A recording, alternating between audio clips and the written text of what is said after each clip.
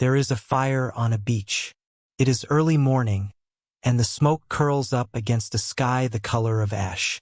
7 men sit around it, wrapped in their cloaks, their nets drying nearby. The Sea of Galilee is still. They have been fishing all night and caught nothing. And then a man appears on the shore. They can barely see him in the mist. He calls out to them, asks them to try the other side. They do. The nets tear under the weight. Someone says the word. It is the Lord, and one of the men throws himself into the water and swims. He is always the one who goes first. When they reach the shore, Jesus has already built the fire. There is bread. There is fish. He feeds them, and no one speaks because they all know what is coming. 3 days ago this man rose from the dead. 3 years ago he turned their lives inside out. And now he is standing on a beach with charcoal smoke in his eyes, looking at a fisherman named Simon Peter, the man who, around another fire not so different from this one, said 3 times that he did not know him. And Jesus asks him a question. He will ask it 3 times. We will come back to this fire. But not yet, because to understand the last question Jesus asks, you have to go back to the very first one. Go back 3 years. Go back to the Jordan River, where a prophet in camel hair is baptizing crowds in the muddy water and telling anyone who will listen that someone is coming who is greater than he is. His name is John. He is loud and certain and a little frightening. And 2 of his disciples are listening to him one afternoon when John stops mid-sentence and looks up. He sees a man walking by. He says 4 words. Look, the Lamb of God. And the 2 disciples, young men, probably teenagers, one of them named Andrew, turn and start following this man. They do not announce themselves. They do not run up and introduce themselves. They just fall in behind him at a careful distance, the way you do when you are not quite sure you are allowed to be somewhere. Jesus is walking and then he stops. He turns. And he looks at them. And the first words that come out of the mouth of the Son of God, in the entire Gospel of John, are not a declaration, not a sermon, not a healing command, not a theological statement. The first words are a question. 2 words in Greek. Tzitite. What are you looking for? Stay with me because this matters more than it might seem at first. The Greek word zetio is not a casual word. It does not mean what do you need or can I help you. The word means to seek, to search, to crave, to demand. The same word used for a woman who tears her house apart looking for a lost coin. The same word used for a merchant who gives up everything he owns to find the one perfect pearl. It implies a search that has been going on for a long time. A hunger that has not been satisfied. Jesus is not making small talk. He is not clearing his throat before the real conversation starts. He is asking 2 young men to stop and look inside themselves and name the thing they have been looking for their entire lives. And here is the part nobody tells you. They do not answer the question. They deflect it. They say, Rabbi, where are you staying? Which is the 1st century equivalent of changing the subject. Because what are you supposed to say when the Son of God looks at you and asks you to name the deepest longing in your chest? Jesus does not press them. He does not repeat the question or explain what he meant. He says 2 words. Come and see. And they follow him. And they spend the rest of that day with him. And by the end of it, Andrew runs to find his brother Simon and says words that changed everything. We have found the Messiah. But notice, Jesus opened with a question. Not an answer. A question. For the next 3 years, he would keep doing this. Scholars have counted the questions. Depending on how you count the parallel passages across Matthew, Mark, Luke, and John, Jesus asked somewhere between 300 and 339 questions during his 3 years of ministry. By contrast, he was asked 183 questions. And of those 183, he answered directly, plainly, without a parable or a counter-question. Exactly 3. 3. This is not an accident. This is not a stylistic quirk. This is not Jesus being evasive. This is Jesus operating from a completely different set of assumptions than we do. We live in a world that prizes answers. Answers are what you post. Answers are what you are paid for. Answers prove that you know something. But Jesus was not trying to prove he knew things. He already knew everything. He asked questions for a completely different reason. He asked questions because you needed them, not him. There is a pool in Jerusalem called Bethesda. You can visit the archaeological remains of it today, the 5 colonnaded porches, exactly as John described them, sitting just outside the old city walls.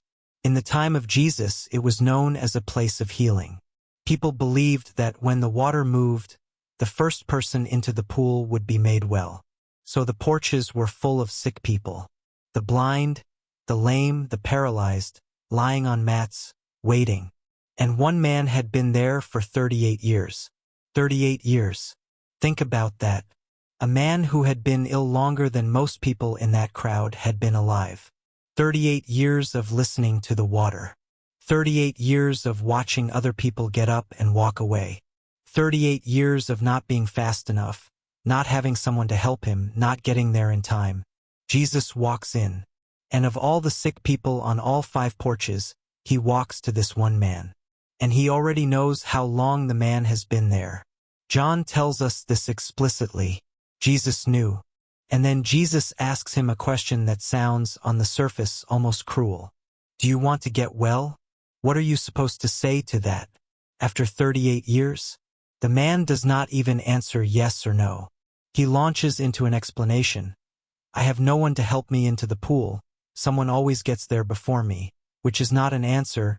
It is a list of reasons why healing is impossible. And you understand him. After 38 years, you do not frame your situation in terms of what you want. You frame it in terms of what is not working. But here is what Jesus is doing with this question, and it is extraordinary. The Greek word translated as want or wish here is thelo. It carries the force of a firm decision, a will, a resolve.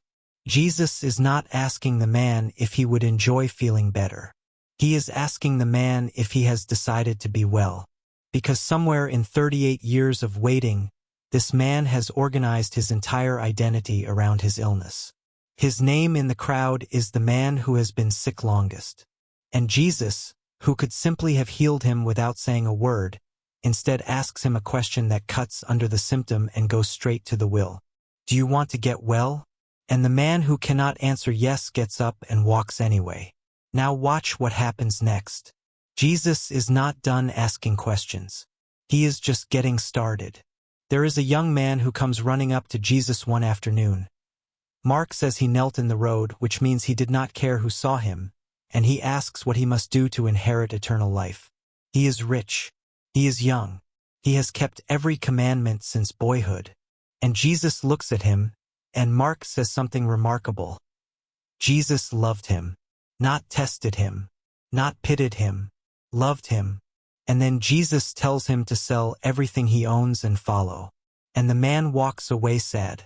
Before all of this happens, Jesus asks him something small, barely noticeable. The man calls him good teacher, and Jesus stops him. Why do you call me good? No one is good except God alone. It is a strange question, but Jesus is pointing the man toward the same thing he always points people toward. Think carefully about what you just said.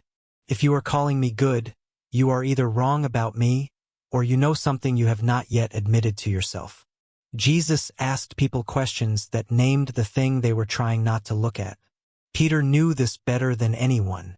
It is halfway through Jesus' ministry, and they are walking near Caesarea Philippi, in the shadow of a white cliff face with pagan temples carved right into the rock, the place the locals called the Gate of Hades.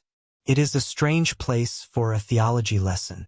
But Jesus asks the disciples what people are saying about him.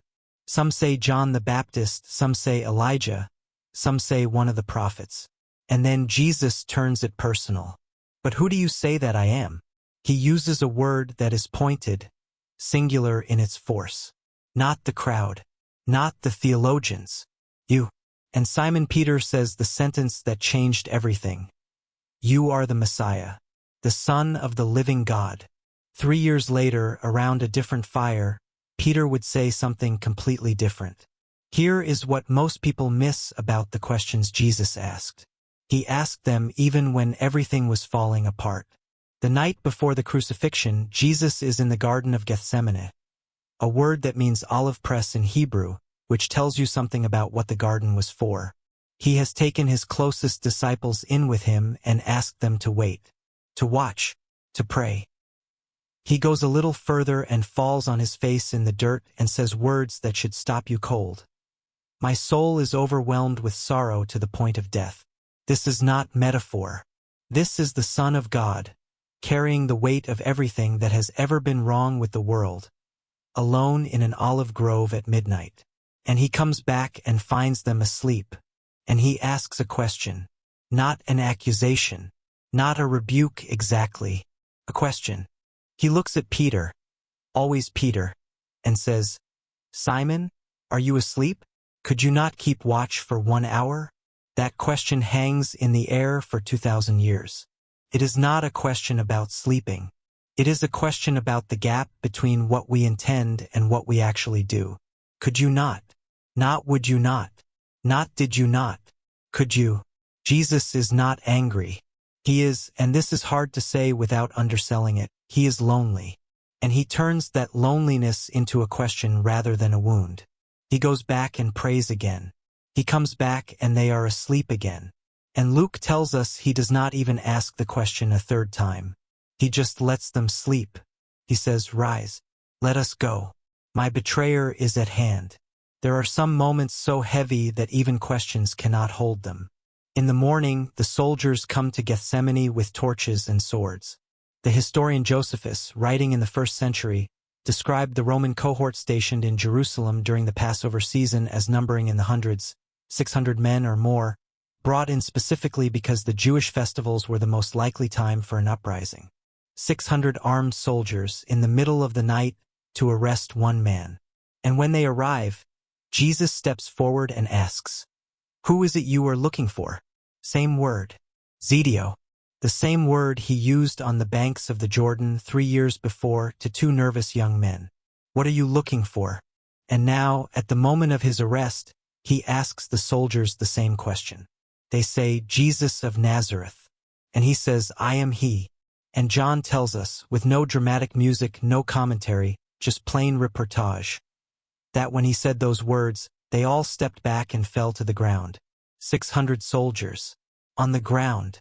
Because something in the way he said, "I am he" was not the sound of a man who had been caught. And then he says something remarkable. He says, "Let these men go," meaning his disciples. He negotiates a release before his own arrest. Even in this moment, someone gets a question and someone gets grace, and they are not always the same person. The cross itself is full of questions. Jesus hangs there for 6 hours, and during those 6 hours he speaks 7 times. Theologians call them the 7 last words. And the most anguishing of the 7, the one that has haunted Christians for 2,000 years, is a question. My God, why have you forsaken me?" It is a quotation from Psalm 22, which every Jew in that crowd would have recognized instantly. It is the cry of a righteous man in the deepest pit of suffering, who still addresses himself to God, who still says, "My God," not the God, not a God, my God. Even in abandonment, possession, even in desolation, relationship, even on the cross, Jesus does not make a statement.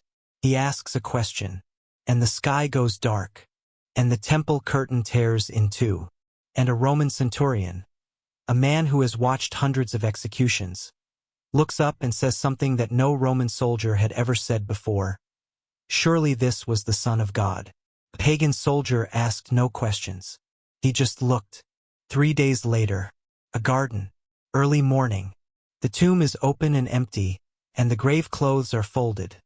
Not scattered, not torn, folded, and lying exactly where the body had been. 2 angels in white sit where the head and feet had rested. And a woman is standing outside the tomb, weeping. Her name is Mary Magdalene. You need to understand what this moment cost her. Mary was from a town on the western shore of the Sea of Galilee, a fishing village known for its salted fish trade. Luke tells us Jesus had cast 7 demons out of her, which means that before she met him, whatever her life had been, It had been a kind of suffering most of us cannot imagine. And then she had followed him. She had been one of the women who funded his ministry out of her own resources, which means she had resources, which means she had done the hard work of rebuilding a life after a demolition. She had stood at the foot of the cross when most of the male disciples had fled. She had watched him die. And now she has come to the tomb before sunrise, because she cannot not come, and the body is gone. She turns. There is a man standing nearby in the gray light. She assumes he is the gardener. And the man asks her 2 questions. Woman, why are you weeping? Who is it you are looking for? Tina Zetite. There it is again. The same question. John uses the same word, the same construction, that Jesus used at the Jordan 3 years before. The first question he asked 2 disciples who were following him at a cautious distance. And now the first question he asks on the other side of the resurrection. Mary does not recognize him. She thinks he is the gardener. She says, if you have carried him away, tell me where you have put him. She is not asking for a theological explanation of the resurrection. She is asking for a body. She wants to know where her teacher is. And then he says one word, Mary. And in the sound of her own name in his voice, she knows. 2,000 years of Christian art have tried to capture this moment. The turning, the recognition, the collapsed distance between despair and joy, and none of them quite get there, because it is one of those moments that language has to approach sideways. She says one word back to him, Rabboni, teacher. He asked her who she was looking for. And she found out. There is something happening in these resurrection questions that is easy to miss. The questions do not stop after Easter. They intensify. 8 days after the resurrection, the disciples are gathered in a locked room because they are still afraid. Thomas is there, the one who had been absent the first time Jesus appeared. The one who said he would not believe unless he saw the nail marks, unless he put his hand into the wound. Thomas gets a reputation in church history as a doubter, but if you read carefully, there is something else going on. Thomas was not willing to settle for second-hand information about the most important event in human history. He loved Jesus too much to accept a rumor. And Jesus appears, and he looks at Thomas and offers his hands and his side. And then he asks a question. Have you believed because you have seen me? And Thomas falls to his knees, becomes the first person in the entire Gospel of John to address Jesus with full divine titles, and says, My Lord and my God. Jesus does not rebuke him. He asks him a question that becomes one for all of us. Blessed are those who have not seen and yet have believed. Every time you have trusted in the dark, every time you have come to worship with grief or doubt or exhaustion still in your chest, Jesus is asking you that question. And the blessing is waiting in your answer. But it is the beach that stays with you. We have been circling it since the beginning. The fire, the smoke, the 7 men who caught nothing all night, the figure on the shore who told them to try the other side. It is time to go back. Peter is standing by the fire. He has been here before, not on this beach but by a fire at night being questioned. It was the courtyard of the high priest. And the questions came from a servant girl who recognized his accent. Aren't you one of his disciples? And Peter said no. And someone else asked, and Peter said no.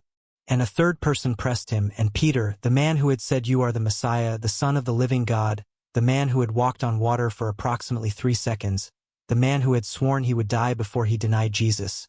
Peter swore and cursed and said, I do not know the man. And at that exact moment the rooster crowed. Luke tells us that Jesus, who was being led through the courtyard at that moment, turned and looked at Peter. Not with fury, just looked. And Peter went outside and wept bitterly. Now it is after the resurrection. The tomb is empty. Death has been defeated. The greatest miracle in human history has occurred. And Peter is on a beach, and Jesus has cooked breakfast, and the fire is burning. And the moment has the warm, terrible weight of a conversation that both people know is coming and neither can start. Jesus starts it. Simon, son of John, do you love me more than these? He does not call him Peter. He calls him Simon, the name he had before, The name from before the fisherman became a rock. And the question is precise. More than these, more than the other disciples?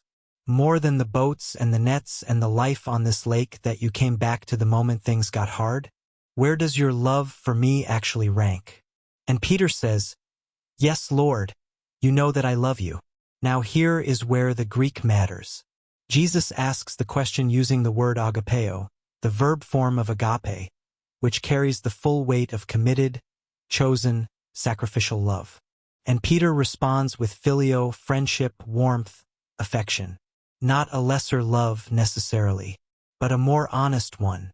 Peter, after the charcoal fire in the courtyard, cannot bring himself to claim agape. He offers what he actually has. Jesus says, "Feed my lambs," and asks again, "Simon, son of John, do you love me?"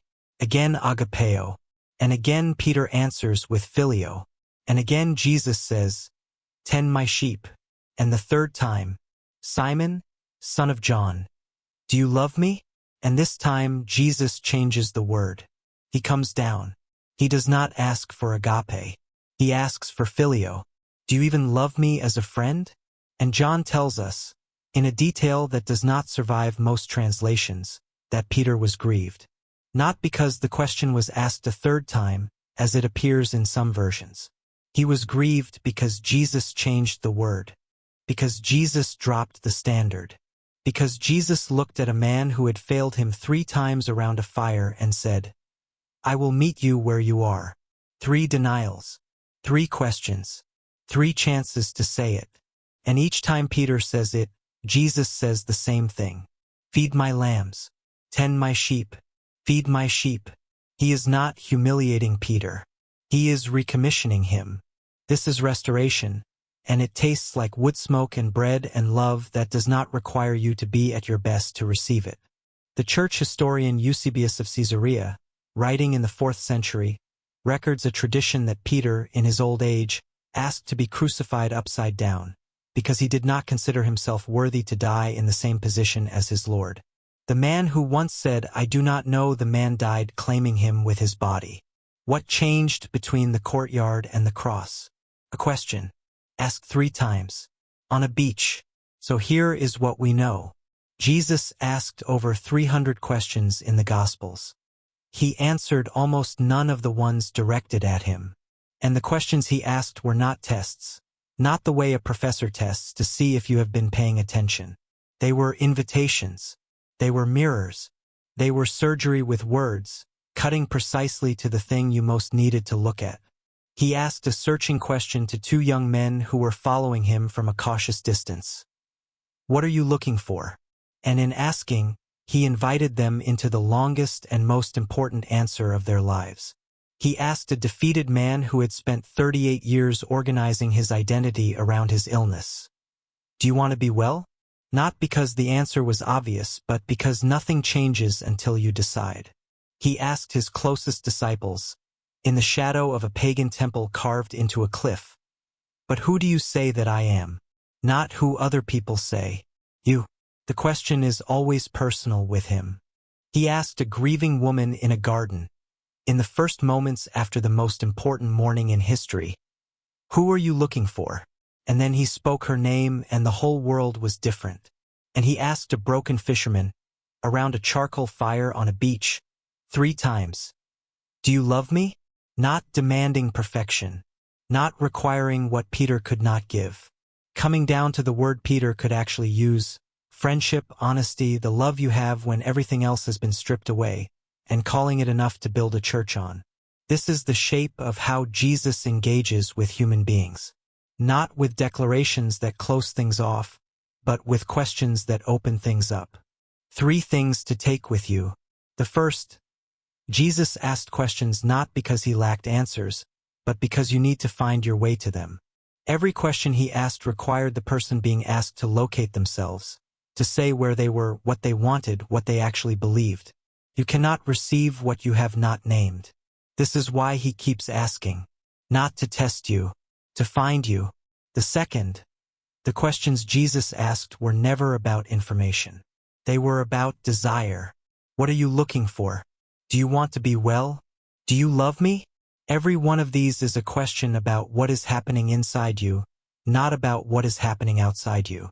Jesus was not interested in your performance. He was interested in your wanting, even a wanting that is small and frightened and mixed up. He can work with that. He always has. The third, he is still asking. This is the one that changes things if you let it. The questions Jesus asked in the Gospels were not closed conversations that ended 2,000 years ago in Palestine. They are still active. They are still addressed to you. Right now, in whatever room you are sitting in whatever season of your life, he is still asking. What are you looking for? You have been answering that question with your decisions every day. Do you want to be well? Not eventually. Now, have you decided? Who do you say I am? And, quietly on a beach around a fire, with bread already made and waiting. Do you love me? You do not have to have a gape to answer. You do not have to have it all together. You do not have to be at your best. Peter gave the smaller word and got the bigger calling. The question is not about your capacity. It is about your honesty. It is about whether you are willing to stop changing the subject and say what is actually in your chest. He asked over 300 questions. He is waiting on yours.